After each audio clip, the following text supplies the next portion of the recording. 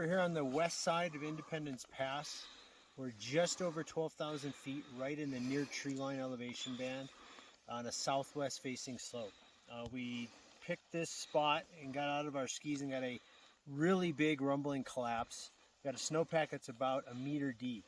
And this is one of the worst snowpack structures I've seen in quite some time. It's kind of right in that Goldilocks of being really dangerous. It's not deep enough to take these basal weak layers out of play, but it's deep enough to have a 2 foot thick, pretty stiff slab that ranges from 1 finger to pencil hardness.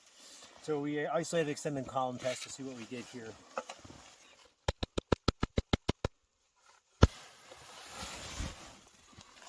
So it was an ECTP 11. It broke onto the basal facets, which in this particular area are fairly well developed depth hoar grains. These are 3 millimeters in size. This is undoubtedly what gave us this large rumbling collapse, which shook trees 100 feet away.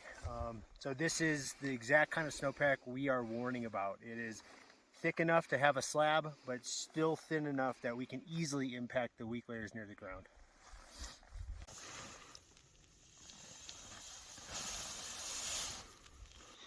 You can see that the depth hoar layer is not providing a lot of friction at the bed surface, and we got this block to release pretty easily, even on a low angle slope.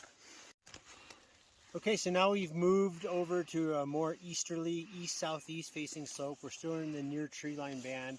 The changes that we saw in the snowpack is it's slightly deeper. It's about a foot deeper, so about 130 or 4.5 feet deep. The slab is about 2 feet thick and noticeably harder, so more wind loading on this slope. So we're looking at a good solid 2 foot thick pencil slab. To get the whole slab to break on the basal weak layers, you're looking at about a 3 foot thick slab. So we suspect that this is an area where the avalanches are going to be harder to initiate, but if you get one to go, they're going to be quite a bit bigger.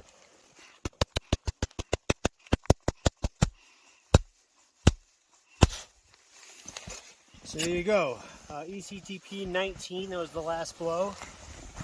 Again, breaking on the fairly well-developed 3 millimeter depth hoar at the ground.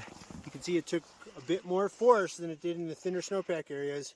So again, harder to initiate, much bigger avalanches. This exact trend continues to move into deeper snowpack areas until you get into snowpack areas that are deeper than 3 meters on the ground, where the basal weak layers are not our primary weak layer of concern.